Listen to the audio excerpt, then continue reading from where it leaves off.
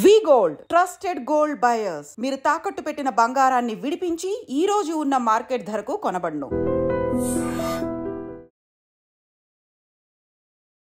Hi hello నమస్తే welcome back to iDream media. ఈరోజు మనతో ఉన్నారు లెజెండరీ స్టాక్ మార్కెట్ అనలిస్ట్ అయిన ఏఎస్ చక్రవర్తి గారు. సో ఇక ఇండియా పాకిస్తాన్ వార్ ఎంతవరకు ఉన్నా కానీ ఇది స్టాక్ మార్కెట్పై ప్రభావం ఏ విధంగా చూపించే ఛాన్స్ ఉందంటారు? ఆఫ్టర్ ఎఫెక్ట్స్ వల్ల మనం ఏమైనా నష్టపోయే అవకాశం ఉందా? మార్కెట్లో కాస్త డ్రాప్ డౌన్ ఏమైనా జరిగే అవకాశాలు కనిపిస్తున్నాయా? ఇవన్నీ కూడా తెలుసుకుందాం. నమస్కారం సార్. నమస్తే. సో ఇండియా పాక్ వార్ ఇది ఇంకా దీని మీద క్లారిటీ అయితే రాలేదు. వార్కి ఎక్కువ సన్నద్ధాలు అయితే జరుగుతున్నాయని తెలుస్తూ ఉంది. బట్ ఏ రకంగా జరిగిన ఇండియన్ స్టాక్ మార్కెట్పై గ్లోబల్ ఫ్యాక్టర్స్ పరంగా ఎటువంటి ఇంపాక్ట్ ఉంటుంది, ఈ వార్ పరంగా ఎలాంటి ఇంపాక్ట్ ఉంటుంది, సో ఏంటి ఫ్యూచర్? రెండు విషయాలు మనం డిస్కస్ చేసుకోవాలి విరాట్ గారు. ఒకటి, వార్ వస్తుందా అనే క్వశ్చన్.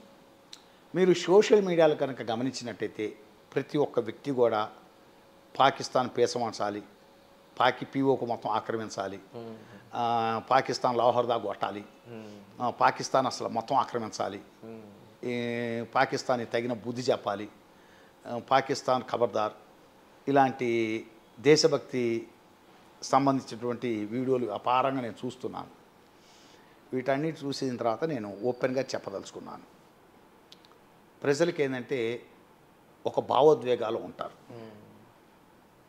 నా పర్సనల్ ఒపీనియన్ అయితే గత 6 నెలల నుంచి మనం భారతదేశ రాజకీయాలు, భారతదేశ రాజకీయాలు కాదు, అంతర్జాతీయ రాజకీయాలు మనం పరిశీలించుకుంటున్నట్టయితే కొంత కుట్రకోణం కనపడుతుంది భారతదేశం మీద అనేది నాకు స్ట్రాంగ్ ఒపీనియన్. ఎందుకంటే మనం ప్రతి విషయాన్ని పరిగణలో తీసుకోవాలి. బంగ్లాదేశ్ ఇష్యూలో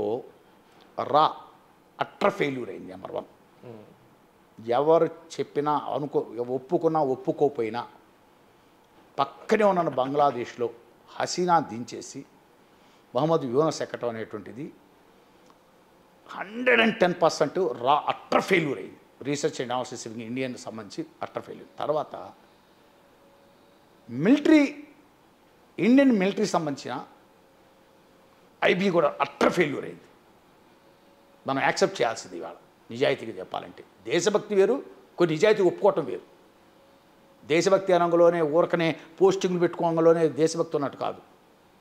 ఒక నిజాయితీ అనాలిసిస్ చేసేటప్పుడు మనం ఇండియన్ గవర్నమెంట్ ఫెయిల్ అయిపోయింది. ఫెయిల్ బంగ్లాదేశ్ పరిణామ క్రమంలో.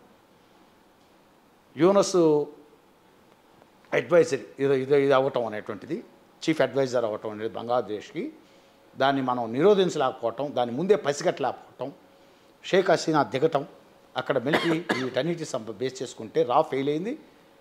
ఇండియన్ మిలిటరీ ఏజెన్సీస్ ఫెయిల్ అయినాయి, ఐబీఎస్ ఫెయిల్ అయినాయి, ప్లస్ బోర్డర్ సెక్యూరిటీ సంబంధించినటువంటి ఐబీ కూడా ఫెయిల్ అయింది, ఇంటెలిజెన్స్ కూడా ఫెయిల్ అయిపోయింది. నో డౌట్ 3 ఫెయిల్యూర్స్ అవి. నెంబర్ 1 అది పక్కన పెట్టండి. తర్వాత దీని ముందు ఇంకో ఉపద్ఘాత అంటే మహమ్మద్ యూనస్ ఈ మధ్య చైనా పోయినప్పుడు చైనాలో చాలా బాహాటంగా చెప్పాడు. మీకు చికెన్ నెక్ని మనం క్యాప్చర్ కన్నా చేయగలిగితే ఈశాన్య రాష్ట్రాలకి ఇండియాకి కట్ అయిపోతుంది సంబంధ బాంధవ్యాలు, మనం కట్ చేసేయచ్చు, లాక్ స్టేట్లు అయిపోతాయని చెప్పి ఒక స్టేట్మెంట్ ఇచ్చాడు. అంటే అంతర్జాతీయ రాజకీయాలు మనం నిశ్చితంగా పరిశీలించేటప్పుడు అది అయిపోయిన తర్వాత పాకిస్తాన్ ఆర్థికంగా చాలా దెబ్బతింది. ఇవాళ పాకిస్తాన్కి అంత ధైర్యం ఎక్కడి నుంచి వచ్చింది? Try to understand. ఇవాళ పుల్వామాలో దాడి చేసి ఒక 25 మందిని చంపేసేటువంటి ధైర్యం పాకిస్తాన్కి ఎక్కడి నుంచి వచ్చింది? అంటే ఫైనాన్షియల్ సపోర్ట్ ఉందంటారు. సో పాకిస్తాన్ దగ్గర రిజర్వ్ చూసుకుంటే 1 మంత్ సంబంధించి 1 month gold reserve, foreign exchange reserves. మరి అంత డేర్ ఎలా చేయగలిగారు? ఆర్థికంగా నలిగిపోతుంది, రాజకీయ అస్థిరత ఉంది, ఆర్థికమైన అస్థిరత్వంలో ఉంది, ఫారిన్ రిజర్వ్స్ లేవు, ఇన్ఫ్లేషన్ అన్కంట్రోలబుల్గా ఉంది అక్కడ పాకిస్తాన్లో. మరి ఇలాంటి సందర్భాల్లో అక్కడ ఉన్నటువంటి పుల్వామా దాడి చేసి 25 మందిని చంపేయటం అంటే దీని వెనక ఏదో సంథింగ్ రాంగ్, కుట్రకోణం ఉంది. ఎందుకంటే యుద్ధం డిక్లేర్ చేయటం పెద్ద సమస్య కాదండి. ఇప్పుడు రష్యా ఉక్రెయిన్ మీద దాడి స్టార్ట్ చేయడానికి ముందు ఏమనుకున్నాడంటే మార్నింగ్ 6 o'clock స్టార్ట్ చేస్తే వారు లంచ్కి క్లోజ్ చేసేయచ్చు అనుకున్నాడు, లంచ్ టైం క్లోజ్ చేసేయచ్చు, ఏముంది ఉక్రెయిన్ అనుకున్నాడు. ఉక్రెయిన్ మీద దాడి చేసిన తర్వాత ఉక్రెయిన్ ఉన్న వెనకున్న శక్తులు బయటకు వచ్చినాయి. 3 ఏళ్ళు అయింది. 3 లక్షల మంది died in Russia. 3 lakhs died, 3 lakhs disable. అంటే ఓవరాల్గా ఏం చెప్తారు సార్ ఇప్పుడు? నేను చెప్తున్నానండి, 3 lakhs డిజేబుల్ అంటే 6 లక్షల మంది, 3 లక్షల మంది చచ్చిపోవటం, 3 lakhs డిజేబుల్ అంటే కళ్ళు పోయో కాళ్ళు పోయో చేతులు పోయో పనికిరారు. రష్యా ఏ పరిస్థితికి వచ్చిందంటే అంతకుముందు ఫర్ ఎగ్జాంపుల్ తీసి చెప్తున్నా, రష్యాలో ఒక సోల్జర్కి 50,000 అనుకోండి, ఇవాళ 1,50,000 శాలరీ ఇవ్వాల్సిన పరిస్థితికి వచ్చింది. దొరకట్లే సోల్జర్స్. Try to understand. 3 సంవత్సరాలు ఇరకపోయాడు, ముందుకెళ్ళకపోతున్నాడు, వెనకెళ్ళకపోతున్నాడు. ఎందుకు చెప్తున్నా అంటే వారు డిక్లేర్ చేయాలి, పాకిస్తాన్ని తొక్కేయాలి, ఇవన్నీ పక్కన పెట్టండి. ముందు ఇక్కడ అసలు ఏం జరుగుతుంది, అంతర్జాతీయ పరిణామం అంటే అంతర్జాతీయంగా ఏం జరుగుతుంది. దట్టు బంగ్లాదేశ్ మాజీ ఆర్మీ జనరల్ వాళ్ళ స్టేట్మెంట్ రిలీజ్ చేశాడు, మీరు పాకిస్తాన్ మీద దాడి స్టార్ట్ చేయగలోనే ఈశాన్య రాష్ట్రాలని క్యాప్చర్ చేస్తాం, ఎస్ మేము చికెన్ నెక్కని క్యాప్చర్ చేయడానికి ట్రై చేస్తూ ఉంటున్నాడు. అందువల్ల ఆచితూచి వెళ్ళాలి. ఇంకోటి, చైనా నమ్మటానికి వీలేదు, చైనాను అస్సలు నమ్మటానికి వీలేదు. చైనా చాలా 1962లో యాక్చువల్ నెహ్రూ గారిని చాలా దారుణంగా మోసం చేసింది చైనా. యాక్చువల్ చెప్పాలంటే ఆ రోజు ప్రతిపక్షం సరిగ్గా వ్యవహరించాలి నెహ్రూ గారి విషయంలో.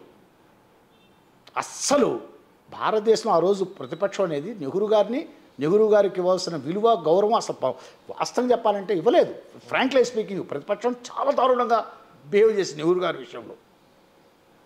అందువల్ల చైనా అనే అంత నమ్మక దగ్గర కంట్రీ కాదు. ఇవాళ వార్ డిక్లేర్ చేశారు. ఇప్పుడు నరేంద్ర మోడీ ఎందుకు ఇంకా డిక్లేర్ చేయలేదు అనుకుంటున్నారు? వార్ డిక్లేర్ చేస్తావు ఒకసారి పాకిస్తాన్తో, ఏమో బిహైండ్ ఎవరు ఉన్నారు ఎవరు తెలుసు. ఫైనాన్షియల్ సపోర్ట్ వస్తుండొచ్చు, మీకు వెపన్ సపోర్ట్ వస్తుండొచ్చు, ఓ పక్క బంగ్లాదేశ్, ఓ పక్క చైనా, వీటన్నిటిని బేరీజ్ చేసుకోవాలి. వార్ డిక్లేర్ చేయడం ముఖ్యం కాదు స్ట్రాటజికల్గా. ఎందుకంటే నేను ఇందాక చెప్పాను మీకు ఫెయిల్ అయింది బంగ్లాదేశ్ పరిణామ క్రమంలో. హసీనా దిగి మొహమ్మద్ యూనస్ ఎక్కే విషయంలో ఫెయిల్ అయింది, మిలిటరీ ఐబీ ఫెయిల్ అయింది, బిఎస్ఎఫ్ ఐబీ ఫెయిల్ అయినాయి, చాలా అట్టర్ ఫెయిల్యూర్. ఇలాంటి టైంలో వెంటనే డిక్లేర్ ఊరక మనం వెళ్ళి వెంటనే పాకిస్తాన్ పొద్దున పోయి సాయంత్రం కొట్టే వాడి దగ్గర న్యూక్లియర్ బాంబ్స్ ఉన్నాయి. మనం దేశభక్తి అంటే ఊరకనే ఏది పడితే అది మాట్లాడేయటం, తోలు తీసేయాలి పాకిస్తాన్ది, పొద్దున పోవాలి సాయంత్రం, ఏంది అదేమో దేశం, ఆటమిక్ పవర్ ఉన్న దేశం, దిగిన తర్వాత మళ్ళీ వెనక్కి రాలేము వార్లోకి. అందువల్ల ఆచితూచి, అందువల్ల వార్ అనేటువంటిది స్టార్ట్ అవుతుందా కాదా అనేది ఇప్పుడున్న డెవలప్మెంట్స్ని బట్టి డిసైడ్ చేయలేము. ఇప్పుడున్న డెవలప్మెంట్స్ని బట్టి, ఎందుకంటే చాలా లోతైన అంతర్జాతీయ మద్దతు కూడగట్టుకోవటం. జయశంకర్ గారు తిరుగుతున్నారు ఆ విషయంలో. అంతర్జాతీయంగా మనకు వచ్చే మద్దతు ఎట్లా ఉంటుంది, మనం ఎల్ఓసిని క్రాస్ చేయడానికి ఒప్పుకుంటుంది అంతర్జాతీయ సమాజం. మీరేదో మనం ఇండియా ఏకపక్షంగా వెళ్ళిపోయి ఎల్ఓసి క్రాస్ చేసుకొని కొట్టుకుంటూ లాహోర్ దాకా పోవటం, అంతర్జాతీయమైనటువంటి ఒత్తిళ్లు చాలా ఉంటాయి. వాజ్పేయి గారు మరి కార్గిల్ యుద్ధంలో ఎల్ఓసికి క్రాస్ చేయలే, ఎందుకు క్రాస్ చేయలే? అంతర్జాతీయ ఒత్తిళ్లు. ఇందిరాగాంధీ గారు లాహోర్ దాకా పోయి పోలీస్ స్టేషన్ మీద జెండా ఎగరేసి వచ్చింది 1971 వార్లో. వాజ్పేయి గారు కాళికామాత అన్నాడు పార్లమెంట్లో. మరి అంతర్జాతీయ ఒత్తిళ్లు వస్తున్నాయి, లాహోర్ నుంచి మళ్ళీ ఎల్ఓసి యువతలకు రావాల్సి వచ్చింది. చాలా విషయాలు పరిగణలో ఉంటాయండి. మనం అరుగు మీద కూర్చొని మన ఊళ్ళో ఏది పడితే అది మాట్లాడుకున్నట్టు ఉండదు ఇంటర్నేషనల్ పాలిటిక్స్లో. అందువల్ల మనకు మద్దతు వచ్చేవాడేవాడు, రానివాడేవాడు, అసలు ఇక్కడ లోపల ఏమన్నా మ్యాపింగ్ జరుగుతుంది మన మీద, ఎన్నో విషయాలు పరిగణలో తీసుకొని వార్ డిక్లేర్ చేయాలి. అందువల్ల వార్ అయితే ఇమ్మీడియట్గా డిక్లేర్ చేస్తారని నేను అనుకోవట్లేదు. కొంచెం అంతర్జాతీయంగా ఉన్నటువంటి పరిస్థితులు, మనకు వచ్చే మద్దతులు ఇవన్నీ చూసుకొని ఒక 4-5 రోజుల తర్వాత కానీ ఒక డెసిషన్కి రారు. ఇప్పుడు ఈ క్షణంలో వెంటనే డెసిషన్ రాలేదు. సో ప్రస్తుతానికి వార్ అనేది మనం ఏదో సినిమాటిక్గా అనుకోవడం కాదు, కానీ రియల్ టైం మీరు అబ్జర్వ్ చేసినట్లయితే జియో పాలిటిక్స్ పరంగా ఇన్ని రకాల ఆబ్జెక్టివ్స్ ఉన్నాయి కాబట్టి ఇప్పుడు వార్ జరగడానికి స్కోప్ అనేది చాలా తక్కువ ఉన్నట్టు అని చెప్పి. తక్కువ నేను అనట్లేదు, తక్కువ అని కూడా నేను అనట్లేదు.